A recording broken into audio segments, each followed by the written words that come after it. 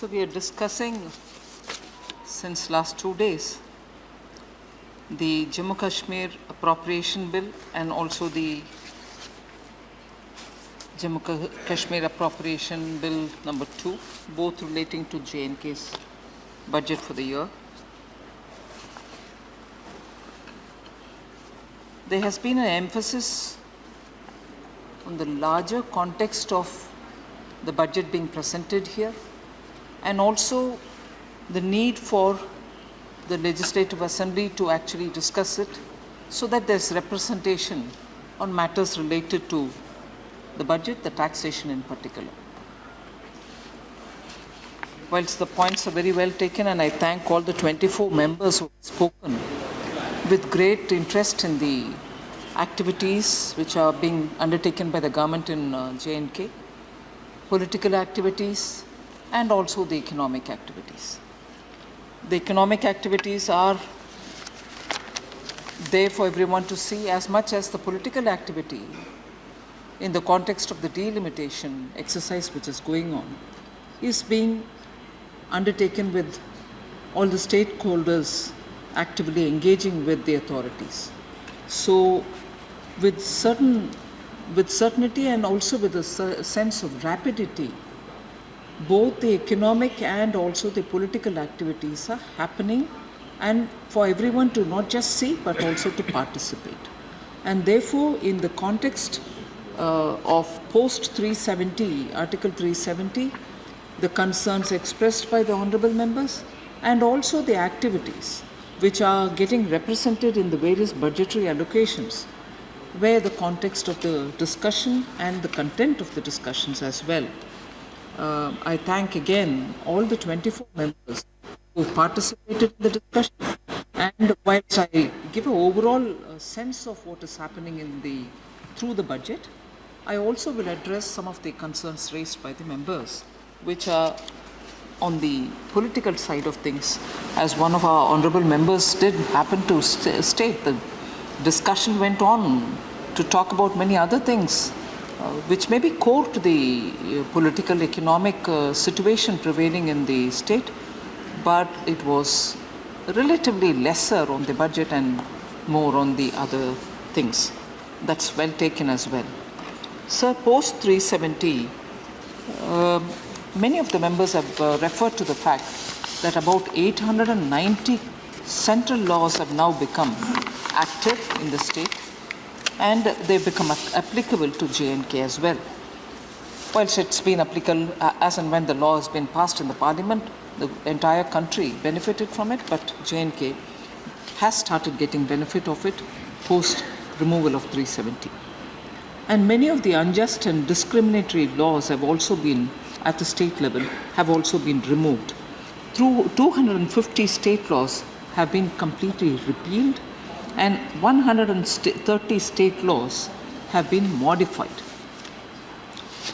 The various impediments which prevailed in the state for industrial development have also been removed, and the industrial promotion scheme of J&K given by Government of India has opened new doors for the development in J&K. I was happy to hear from both the MOS Home and also from MOS Parliamentary Affairs and Minority Affairs. Both speak on how even a delegation from the Gulf cooperation countries are at the moment, even as we are discussing these issues, are in J&K looking at possibilities of increasing their investment propositions. So the activity and the pace at which the activities for bringing investment, greater job opportunities, and also providing the political representation is going on. Importantly, sir, all of us have over the decades spoken about Article 73, 73rd and 73rd and 74th Amendment to the Parliament Constitution, and as a result of which most of us see how the third layer of our democracy is getting represented by people from all backgrounds at the panchayat level. However, this level of democracy going down to the roots of the system and to the level of the villages was not available in J&K. So it is only after removal of Article 370 and particularly now this implementation of the 73rd and 74th Amendment Act has been made effective, and that has created an environment through which you find that the three-tier democracy devolution is actually now happening. And for the first time, there are over 30,000 grassroots level elected members in J&K, which is made possible now after the removal of 370. Also, in the name of devolution, which should actually happen in most of the states, 27 functions have been transferred to the PRIs and 7 departments have been transferred to the urban local bodies. These are certain concrete developments post the removal of Article 370. So, looking at what is prevailing post the pandemic and after the availability of the vaccines, all states have undertaken measures to ensure that vaccines are available for all their citizens. And now that we're talking about J&K budget and J&K health situations and the provisions made for health in the budget, it's important here to record that 100% COVID vaccination of all the eligible population has been achieved in J&K, 100%. And to add to this, 2 500-bed hospitals, COVID hospitals, one each in Jammu and the other in Srinagar, have been established, and this has been done by the DRDO. Because of the sense of urgency with which the hospitals had to be made, the DRDO, the Defense Research Development Organization, was brought in, and they have created the 2 500-bed each capacity hospital in Jammu and in Srinagar. So even on the quick necessary steps which have to be taken for the sake of the pandemic have also been taken with complete participation and also reaching and saturating on the vaccine. So the sense of security about which many of the honorable members voiced their concern, I just want to very quickly recall the kind of developments which have happened in terms of disturbances to the law and order, terrorist activities, and its impact on the economy. In 2021, the kind of figures we've achieved, I want to show that there has been an overall decline in such activities which disturb peace. There's been a 33% drop in infiltration, 51 in 2020 versus 34 in 2021. So 33% drop in infiltration, 90% decrease in ceasefire violations, 937 in 2020 versus 98 in 2021. 61% decline in terrorism-related incidents, where in 2020 we had 244, in 2021 we've had 229. 80% decline in abductions by terrorists. Again, abductions in 2020 were 10, and in 2021 are just 2. 33% decline again in number of police and security personnel who were martyred. 63 it was in 2020 versus 42 it was in 2021. And number of active terrorists from 222 on as of 1st January 2021 to a reduction and coming down to the figure of 188 in January 1st 2022. So there was no incident of weapon snatching in 2021 and even in 2022 as far as now. So if these are showing decline in those kind of activities which have troubled the J&K for a very long time, post Article 370 removal and in 2021 in particular, this is the statistics which I would like to place before this Honourable House. terrorists being neutralized, active terrorists being neutralized, is also a very important index on the basis of which we assess what prevails in J&K. 180 terrorists, 148 of them being locals and 32 being foreigners, including 44 top commanders, were eliminated in 2021. They were completely eliminated. And about 38 terrorists, 28 of them locals and 10 of them foreigners, have been eliminated this year only up till now, in total of 24 anti-terrorist operations. So that's the second level of data that I want to provide. The decline in those activities was the first. Second is neutralization of terrorists. And third, recruitment into terror ranks, which has also worried and bothered all of us about the youth in J&K. Is their recruitment increasing, or what is the situation on that? There's been a 16% decline, sir, in terror recruitment. 164 was it in 2020, and in 2021 it's come down to 138. About 24 youth who have joined terror ranks in 2022 so far, in comparison to 26 in corresponding period of 2021. And the last bit of data which is related to these activities is 89 terror modules were busted, leading to arrest of 670 over the ground active workers, which gave major blow to the terror ecosystem. So I just would want to place this to say, with these kind of containments very clearly happening, the environment for normalcy and also for attracting investments are happening.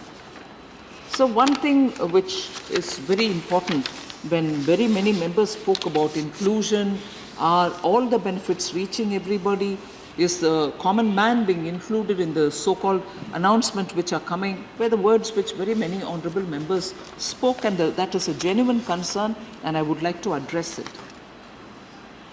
Prior to the abrogation of Article 370, sir, several communities were denied benefits. They were not given the right to vote for their assembly, which is a very important right in a democracy. No permanent resident status was given to them. They were not eligible for government jobs, and they were not eligible for admission in professional colleges, and they could not own land. Who were these people? Displaced persons of Pakistan-occupied Jammu Kashmir and Cham. They were denied all this. They were not allowed to vote for the assembly prior to 370, removal, no permanent resident status, and they were not eligible for government jobs, not even eligible to own a piece of land. So these were the realities of Jammu Kashmir before Article 370 was abrogated. So were the West Pakistani refugees, also denied these rights. And I did mention this once earlier, and it is worth mentioning here because many of us honestly and earnestly believe benefits must reach, and that was the constitution given by Dr. Ambedkar. Benefits must reach those sections which have been very much denied of so much of socioeconomic developments and benefits. And post 1947, since 1950 January, that is what has been implemented in every part of the country, whereas that was denied in J&K. Valmikis and Safai Karmacharis have never received any of the benefits which rest of the country happily and rightly provides them. That was denied in J&K. So it is only after the abrogation of 370 these benefits have reached them. In fact, I can give you exact numbers.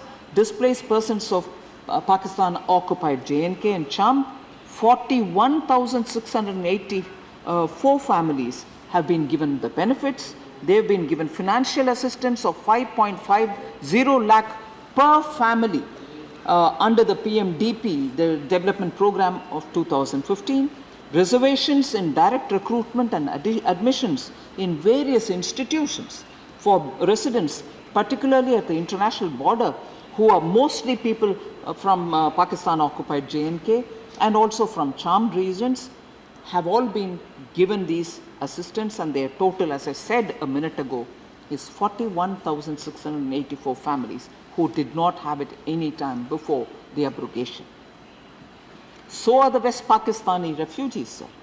Again, for them, 5.50 lakh per family has been given as financial assistance, eligible for all the domicile certificates which they never had earlier. They are now eligible for government jobs and other benefits. And how many such families? 5,764 families, West Pakistani refugees, have been given these benefits. Sir, I did mention about the Valmikis and Safai Karmacharis. 2,840 domicile certificates have been issued so far to the Valmikis, and eligibility certificates for them being recipients of the domicile certificates. Thereby, we are opening doors for their appointment in government jobs and other facilities. Have all been extended. And I'm sure the August House will be very happy to know that if the deterrent all the while, all the 6 decades, all the while was the article, prevalence of Article 370, its abrogation has immediately brought these benefits to all these people, and that is what I'm sure will make the Parliament of India absolutely gratified about the fact that removal of Article 370 has actually meant benefit to those who so deserved it for so many years. Sir, specific questions related to some of the issues in the budget were raised. Broadly, the question was, how is it that the revenue expenditure decrease, particularly for very many important activities, public works or public health engineering department and so on? I just want to highlight the fact, as a part of the administrative reforms which have been undertaken in J&K, the hospitality department saw minus 4.72 decrease in revenue expenditure. Public Works Department saw a minus 8.76% decrease in their revenue expenditure. Public Health Engineering Department saw a minus 1.42%. But all these are part of an administrative expenditure and expenditure reforms which were undertaken. But the capital expenditure on these heads and on other heads as well have only increased and not decreased. And I'm sure members do understand that increasing on capital expenditure is far more constructive and productive, as it would go for building permanent assets, and decrease in revenue expenditure is a desirable norm, particularly because after a point the returns on every additional penny spent or every additional rupee spent on revenue expenditure is not going to be comparable with what you get from capital expenditure. So the capital expenditure increase has happened 282% in public health engineering. Disaster management and relief saw 390% increase. Irrigation and flood control saw 60% increase. Agriculture saw 26%. Industry saw 33%. Education saw 18%. And tourism saw 10%. Health education, of course, 13%, and culture 18%. So the decrease in capital budget in respect of health department is due to also I'm talking of the health department's capital expenditure in one head coming down, and that one head is the PMDP 2015 works. They've all been completed, and obviously, therefore, on that head, more could not be given. And COVID-related activities and 300 crores under the World Bank aided scheme are all come to a completion. So obviously, new provision this year couldn't have been made. And also in the Public Works Department, there is one head which saw a decrease in the capital allocation, and that is because GSY, the Gram Sadak Yojana, second phase has come to a conclusion. On that head, therefore, there will naturally be a decrease. So on the employment aspects, lots of members, many of them had voiced concern, saying what exactly has been happening. The figure is not right. National average is one thing, J&K's average is more. concerns are well taken, sir. The new industrial policy actually of 28,400 crores will generate 4.50 lakh employment. 4,226 investment proposals. They are worth totally 47,441 crores are also planned to have 1,96,945 youth getting jobs. So these investments are very clearly worked out in such a way that employment for this many number of youth would happen. 20,323 posts referred to recruitment agency already. So for 20,323 jobs for the posts, recruitment process is ongoing. It's already been referred to the agency. Then 1,37,870 youth have been provided assistance under the various self-employment schemes and programs. So they not only are doing their own, but probably employing one or two more in their different self-employed ventures. So on handicrafts, particularly on handicrafts, quite a few members voiced concern saying J&K is very well known for handicrafts. The artisans are very well respected. Are we giving them something, or are they losing out on this transitional phase? Loan slabs for artisans and weavers have been enhanced from the existing 1 lakh to 2 lakhs. Under the artisan credit card system, 7% artisans have been given credit cards under this particular scheme, and in that 7% interest subvention is being provided to artisans availing facility, and that is a proposal in the current budget. So it's not as if it's been there, nobody picked up, or it is a proposal which this Honorable House will approve of. 7 crafts, including Pashmina. Yesterday I think it was member Vivek Tanka, who's unfortunately not here, and I must concede, I appreciate he came and told me that he wouldn't unfortunately be here once the announcement was made that I shall be replying today. It was a concern that the Honourable Member raised.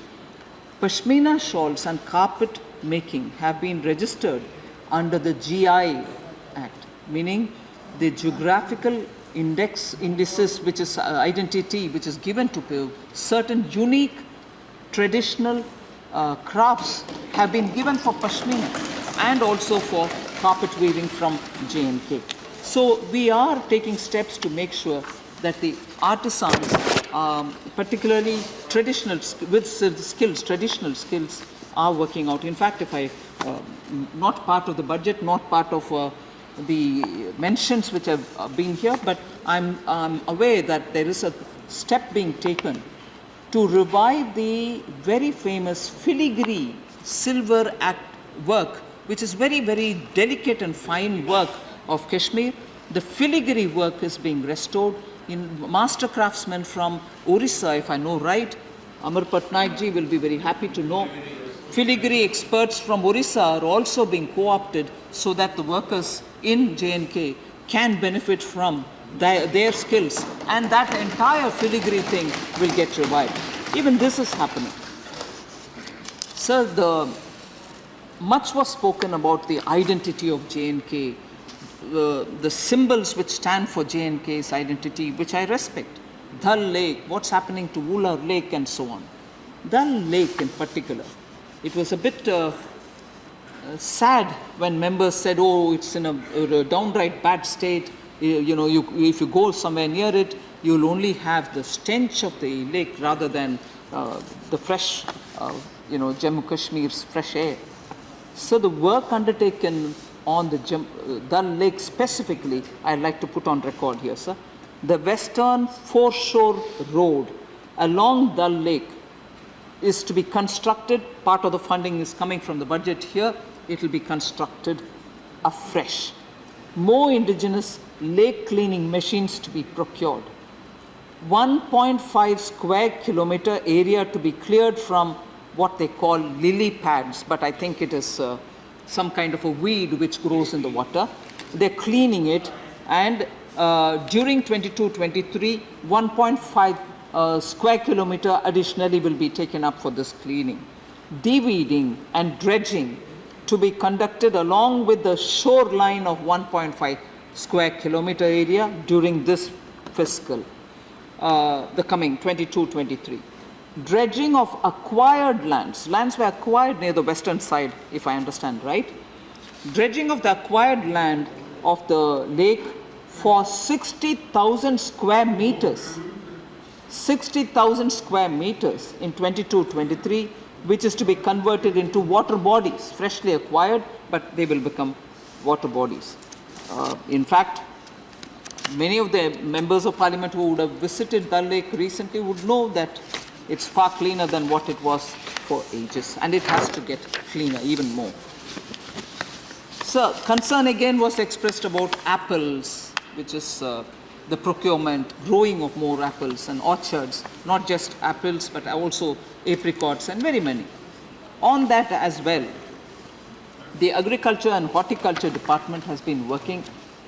Efforts are underway to double farmers' income. 8.93 lakh farmers are benefited by the distribution of hybrid seeds.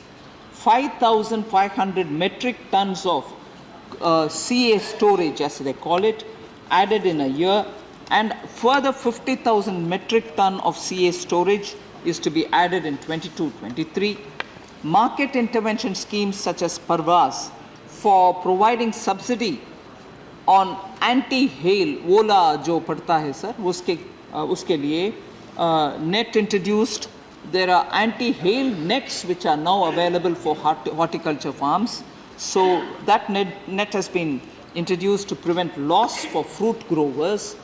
And aside from fruit and horticulture, trout fish, which is a very famous fish there, trout fish production is being doubled from 1,400 metric tons to 2,800 metric tons. So in order that will be helping the local fishermen, the targets have been raised and equal activities are happening for improving the fishermen. So there was concern expressed that the works which have been taken up are progressing very slowly. It's not really happening. Whereas the budget allocation for Home Department is very high. I'd like to say, sir, the budget allocated for Home Department is only 10,831 crores, which is almost 10% of the overall budget. Whereas I think the understanding was that 80% of the budget is going for home. It's not so. It's only about 10% which is going. And as regards completion of projects, in 2018-19, sir, 9,229 projects were completed. In 1920, that has gone up to 12,637 projects which were completed. And in 21-22, I'm talking about ending March, meaning in another few days, 40,000 projects are likely to be completed, and the House will be, sometime obviously details will come out. The pace of development has increased manifold since 2019. Numbers are there for all of us to see.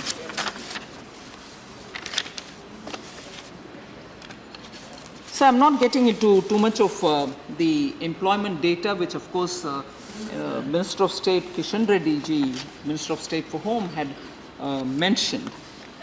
I'll now come to the 4 specific points that Honorable Member Jairam Ramesh raised, specifically on the budget. He raised questions such as, the state PSU sales have given you increased revenue, so is that going to be your assumption for increasing your revenue in all for the coming year? What are your revenue resources? What are the additional resources that you're going to be identifying? And are you forgetting the usual raising of taxation, toll tax and other things, and going only for monetization? And also your assumption of GST revenues, and finally also about the land being made available by the J&K Industrial Development Corporation, which is a body which is a land bank kind of a body which gives for industrial development. I'm trying to address all the questions raised by Honorable Member Jairam Ramesh. Sir, resource mobilization, particularly in J&K, now that the economic activity of the state is across the board spread and available for everyone to see, our assumptions are based on mobilizing greater resources through the local bodies, ensuring that we have better collection through in some categories having user charges, and also making efficient services of the utilities, so that when the services rendered by the utilities are better served, people tend to pay promptly. And also, very importantly, like the way we are doing at the Government of India level, the removal of inefficiencies in the collection of power utilities, Forest Department, Jal Shakti Department, and also the Mining Department itself holds a lot of promise, and we are able to see that these removal of inefficiency in these areas are gradually showing up in terms of the benefits that we are able to get in the revenue. Asset monetization, sir, has only been 2.65% of our total receipts. And therefore, it's not such a huge big number that it gives an impression that, oh, you're selling everything, and therefore your entire assumption for revenue generation for the next year is based only on public sector undertakings being sold off. No, not at all. It is only 2.65% of what we have earned this year. But however, of course, sick public sector undertakings such as, and I give an example only, the Jammu Kashmir Cooperative Supply and Marketing Federation, which is called as JAC-Fed, I think, Jammu Kashmir Cooperative Supply and Marketing Federation, Jammu and Kashmir Cements Limited, and other such sick units are the ones with the possibility, if we are able to get some kind of a consensus within the state, and also if the economic indices are very clearly analyzed, may be picked up for asset monetization, not privatization, asset monetization. So the GST collection question which Jairam Ramesh had raised is, you seem to estimate that the collection will double. I just want to bring the figures here, sir. The GST collection estimates which were made, which included the compensation for the current year, is projected at 10,462 crores. That's our estimate. The estimate includes the compensation which is getting received. And for the next year, it is slightly higher at 10,600 crores. Now, next year, of course, is from June 22, you're going to have no compensation coming. But still, we've just given slight increase, and I'll explain it how.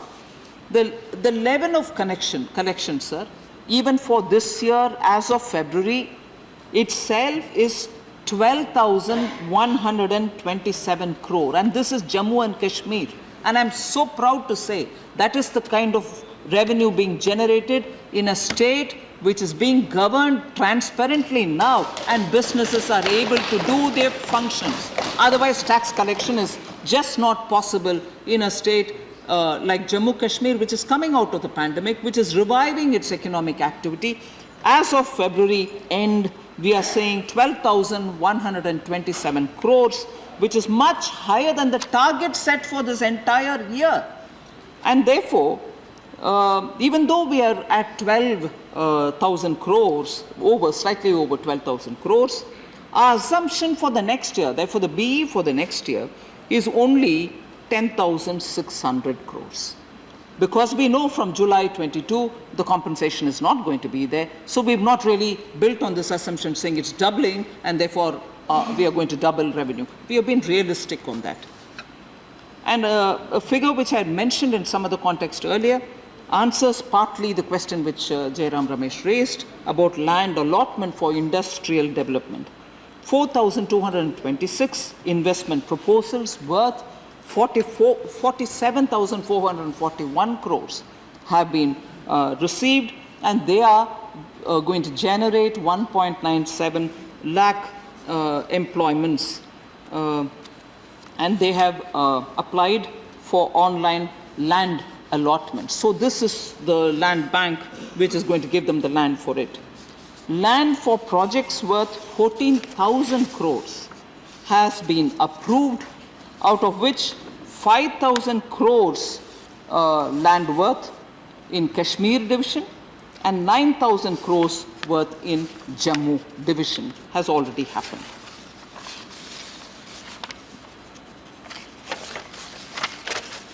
So some of the questions, Jairam Ramesh and also the Honorable several other members about investments which is coming in. Are you really getting investments from outside, or is it just the locals? But if the locals have to do it, is the economy reviving adequately enough? There are questions raised. I just want to quickly give you a few metrics which will help us understand. During the Dubai Expo, which is going on, a lot of states went there and also tried mobilizing investment capital. During the Dubai Expo in January 2022, investment proposals worth 3,000 crores have been finalized. That is for J&K. CEOs of top companies, I mentioned it earlier, Honorable Member Mukhtar Abbas Naqvi is here now. He spoke about how the Gulf Cooperation countries members are still now in J&K talking investment possibilities. They're all there talking on a visit in J&K, which is testimony to the fact that normalcy and also government's commitments to draw investments are fully happening. Lulu Groups has signed an MOU with the J&K government to invest 200 crores for setting up a food processing logistic hub. So that's already signed. That MOU is already signed. Apollo Group has also signed an MOU. They are setting up a 250-bedded multi-speciality hospital in J&K. Private sector coming into J&K, post-abrogation 370, and setting up hospitals, which did not happen till now. Outside, investors, specialists in certain area of investment are coming in. Other global investors have signed MOU. They include MR Group, which is spelled as all in capital EMAAR, MR. Then there is a Noon.com, Al Maya Group, Matu Investments, GL Employment Brokerage, etc. Many of such companies have already come, and I understand land has been already allotted for investment by Jindal Steel. The investments which are happening, and our assumptions of the budget are very clearly explained. So there was some probably factual misunderstanding. I want to correct them. The governor's rule, one of the members, I think it was Vivek ji, he's not here, but I'm taking the liberty to mention it because it's a fact which needs to be corrected. President rule has been there for 6 years. What have you done? So just want to highlight, it may sound that I'm nitpicking, but these are the data which have to be clear. President rule was introduced in June 2018 and not before. So it's not 6 years yet. So there were also questions about, I think again, Honorable Member Rajani ji is not here, but she said you must read a lot. You must know what has been said earlier. Only when you read do you understand. I fully appreciate that concern, but I just want to say that she said, "Padiye, padiye." Huh? Sorry? पढ़ लिया. हम सब पढ़ने के लिए कोशिश करते हैं सर, लगातार कोशिश करते हैं, बट पढ़ने में ही हमारे लिए जानकारी मिलता है कि जो एसेंशली J&K भारत देश का एक विषय है, जिसमें I am very proud to say this house, both Lok Sabha and Rajya Sabha, in 1991 passed a resolution saying those parts which are under occupation, illegal occupation of Pakistan, are also integral part of India. 1991. It's essentially an India-related issue we are talking about. पढ़ने के बाद ये समझ में आता है कि इस मामले को इंटरनेशनलाइज करने वाले कांग्रेस थे, ग्लोबल यूएन को लेके चले गए। कौन लेके गया? पढ़ने के बाद हमें मालूम होता है सर, हमारे देश के प्रधानमंत्री जी, जो फर्स्ट प्रधानमंत्री जी है, पंडित जवाहरलाल नेहरू जी, इसको यूएन में लेके चले गए। क्यों? क्यों? Because somewhere sir, sir data, budget, please seat पर बैठकर कमेंट न करें प्लीज। पढ़ने के बाद जानकारी बोलने में क्या एतराज है? पढ़ने के लिए आप ही तो इनवाइट किया, पढ़ने के बाद हम बोल रहे हैं, इसको सुनने का क्षमता भी रखना चाहिए। हाँ, पढ़ने के बाद मालूम हो रही है कि 1947 दिसंबर में, क्योंकि ब्रिटिशर्स ने उनसे कुछ शायद सजेशन दिया कि ये मामला अदरवाइज सुधरेगी नहीं, आप यूएन लेके चलो, यूएन लेके गए, इंटरनेशनलाइज बना दिया, उसको आज तक हमारे पड़ोसी दुरुपयोग कर रहा है, दुरुपयोग कर रहा है। इसका कारण कौन है जी? पढ़ने के बाद ताई नहीं है, रजनी ताई नहीं है, मगर it is a issue which should not have gone to a global forum. It's essentially an Indian issue. We could have handled it. We are handling it, and we are showing the difference now.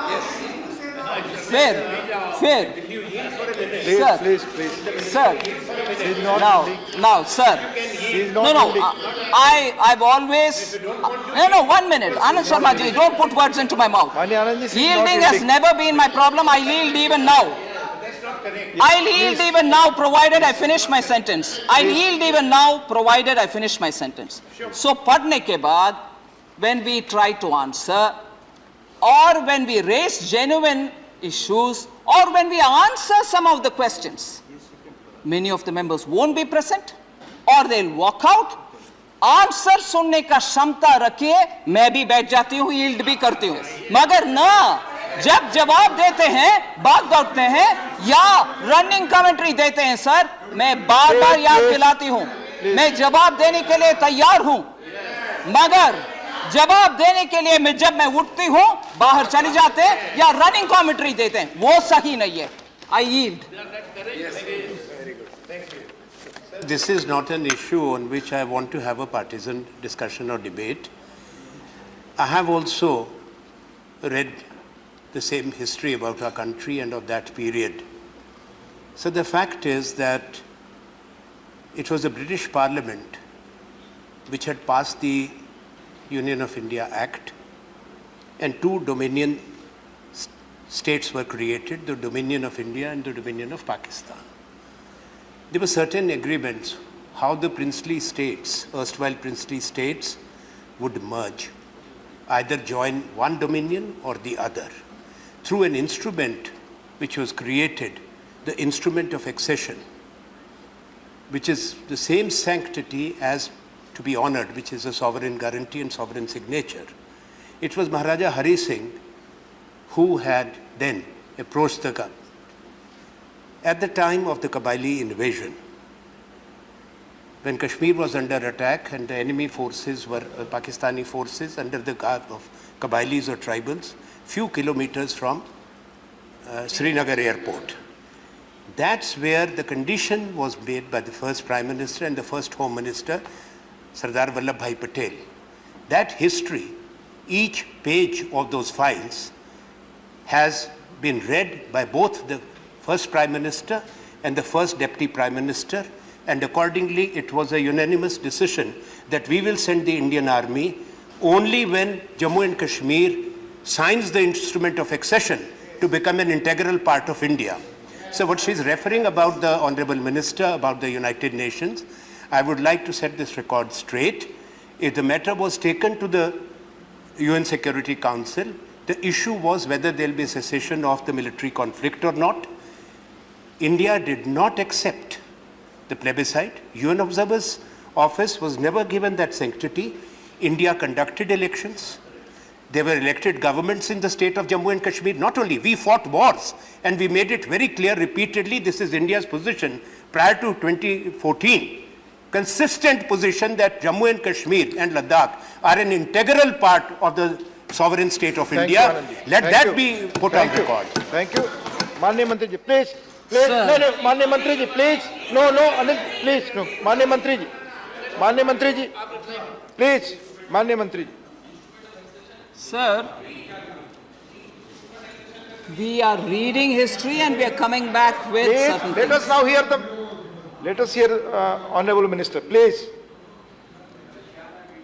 So it is one thing for India to be repeatedly, subsequently fighting wars, defending the territory, also coming to the parliament to say that Jammu and Kashmir is an integral part of India and so on, but all that is after having taken it to the UN body. So that you cannot deny, which was not necessary at all. So that has to be taken up, and but for the Please, veto. please, no. So this is how it Please, is. अब बैठ कर seat पे ना बोले, please. We Please. have to listen to even an intervention which a former minister makes, and everyone was quite listening to Honorable Member Anand Sharma. But no, when I stand up to rebut that, there will be voice. That is the culture of the Please. current opposition, and I'm sorry to say this. That's a culture which should not happen in this house. I'm sorry to say this. Kindly have the patience to answer and listen Mr. to Nazir answer. Hussain, should I name you today? Please, please, you are There, not the there. person to sitting here. Please take your seat. Mr. Nazir Hussain, मैं आपको name करूँगा, Sir, please. No, you are not this is supposed to talk from unbelievable, there. sir. Seat This पर is बैठ कर आप unbelievable. running commentary करेंगे. क्या तमाशा है? Please, Sir, please, no chairman, sir, please. this No, is the constant no, rebuttal, please. sir. माननीय Even LOP, the please. chair will be argued with. आप senior member encourage ना करें Even the चीजों को. chair will be argued with or commented upon, and I therefore see how it's so difficult for any of us to stand up and answer. So, thank you very much, sir. Other point which I have to underline again is about Article 370. About Article 370, पढ़ने के बाद, First Prime Minister Jawaharlal Nehru, in a reply to the Parliament, November 27, 1963, what did he have to say, sir? Article 370, I'm quoting, Article 370 is part of a certain transitional provisional arrangement. It's not a permanent part of the Constitution. It is a part as long as it remains so. As a matter of fact, it has been eroded, if I may use the word, and many things have been done in the last few years which have made the relationship of Kashmir with the Union of India very close, unquote. इसको बार बार हिंदी में भी they used to say घीस घीस करके article 370 खत्म हो जाएगा. घीस घीस करके खत्म होने वाले कानून के ऊपर जब सच में उसको निकालने के लिए, जैसे माननीय first prime minister Jawaharlal Nehru ji ने एनविसेज किया, the way in which he had mentioned घीस घीस करके हो जाएगा, उसको सच में हो जाने के लिए, हटाने के लिए जब हम कदम उठाते हैं, no, what is this? How could you do it? You've removed the special status for a state. 70 years that transitional arrangement remained. And when you remove it, you should have gone by what Pandit Jawaharlal Nehru had said in 1963. Supported it. The transitional phase is over. And I therefore want to quote here, sir, our Honorable Home Minister Amit Shah ji, who on August 6, 2019 said it. I quote, Jawaharlal Nehru ji also said that Article 370, I'm quoting, Jawaharlal Nehru also said that Article 370 will be worn out in due process. But Article 370 has been maintained with such an effort that it has been 70 years, but it has not worn out at all. Now you tell me, everyone accepts that this is a temporary provision. Can the word temporary last for 70 years? When will it go? How will it go? How long does this temporary provision have to remain? Unquote.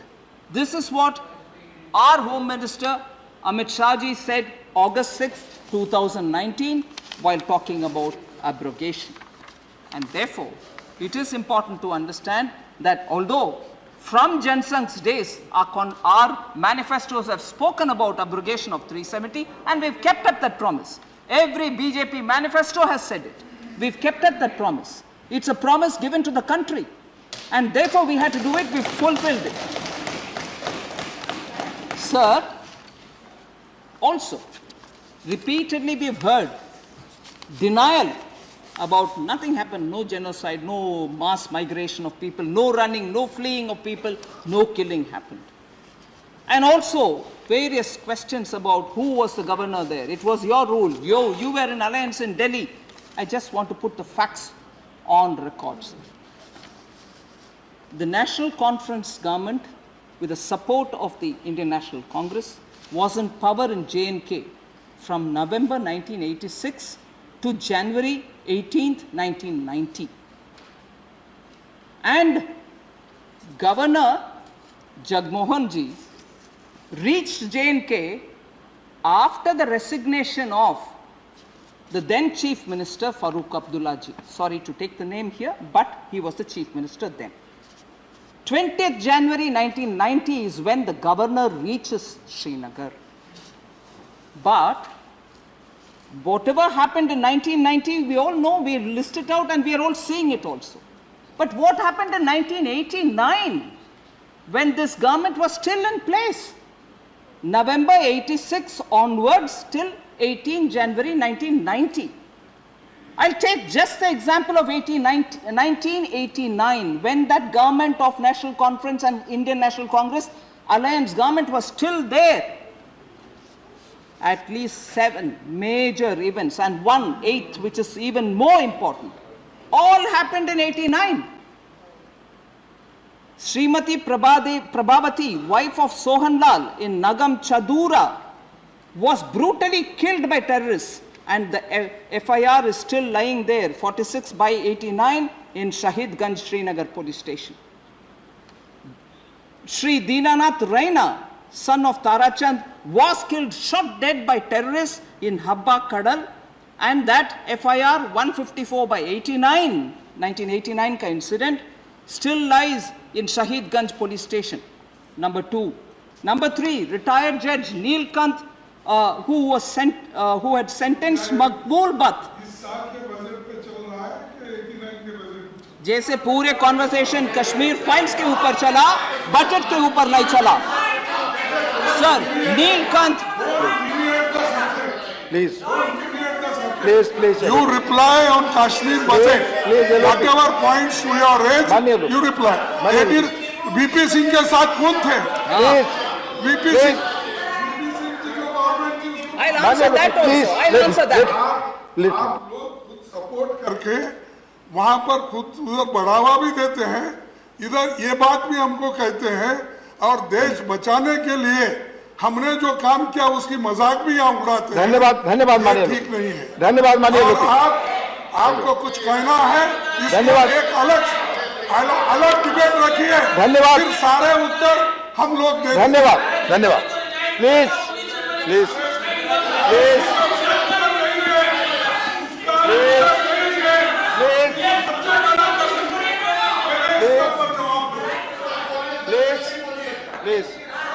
Sir, माननीय मंत्री, I'm आपकी बात very- record पे जा रही है, कोई और नहीं. I'm very happy to hear the honorable leader of opposition say, first answer on the subject, don't deviate from the subject. On both the points, sir, I have all this while answered point by point on the subject for those members who spoke on the subject. And for those who did not speak on the subject too, I will answer here. And therefore, I request the honorable leader of opposition to have the kind patience and give me that space as a member of this house so that I will be able to answer every one of the members who ask me questions which are somewhat on the budget and which are majority not on the budget. And for that, if you allow me, I will draw the comment of Honorable Member Jairam Ramesh. Thank you. Honorable Member Jairam Ramesh comment I would like to take so that I will stand here justified for answer that I'm giving now. If the records can be pulled out and shown, I'm paraphrasing, may not be the exact words. Didn't he start his intervention by saying, whilst majority of the discussion has happened on other things, sir, I want to come back to the budget and ask some 4 questions which are pertinent to the budget. I've answered the 4 questions, but he himself, coming from the opposition desk, realized that the debate on the J&K budget was on everything else but the budget. Please take the record and show it. Didn't he? And is it not my duty, therefore, to talk about other things also? So why is this objection by the leader of the opposition? Kind senior member, kindly, I request through you, allow me the space to answer everything that has been said. I'm done, sir. So that is number 2. Number 3, retired Judge Neelakant, who was also shot in broad daylight by, for having given a judgment against a terrorist. That also happened in 1989. Vijay Kumar Kupura, son of Shambhunath, also killed by terrorists in Maharajganj, and the FIR 21289 stands even now in Shahidganj. 5th one, Tikkalal Taplu, son of Amarnath Taplu, the FIR still lies in Maharajganj, shot down 169 by 89, stands still there, the FIR. Advocate Premnath Bhatt, 1989, a resident of Kaja Mir Ali, was also killed, FIR still 512 by 89, 6th one. 7th, is it not true? Now I'll come to this, sir. Now they talk about NC plus Congress government in there, but you were here supporting the union government from outside. Is it not true then that the Union Home Minister's daughter herself was kidnapped during December 1989? The state government there couldn't do a thing. They couldn't do a thing. And the state government's responsibility, it is the law and order. So, is it not true that even Jagmohan ji, and this is the last point on this ground I want to raise, is it not true that Governor Jagmohan, in his first phase of being governor, when he was asked to leave in July 1989, didn't he warn the authorities at that time itself that the dark clouds of the terrorists are really overpowering J&K? Necessary efforts will have to be taken by the state government. And he said that and quit. And after that, all this has happened. And after that is when the resignation of the then Chief Minister had to happen on 18 January 1990. And then came Jagmohan's second tenure as governor. But this happened when the state government was controlled by National Conference and Indian National Congress. So kindly, sir, do not, I wish the dates are not played around with. No, we were not there, you were there. None of that. All these dates are pakka here in the records.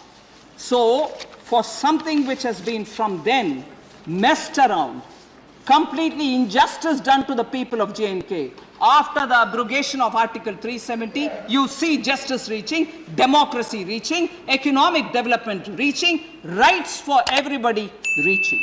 Thank you for giving me option.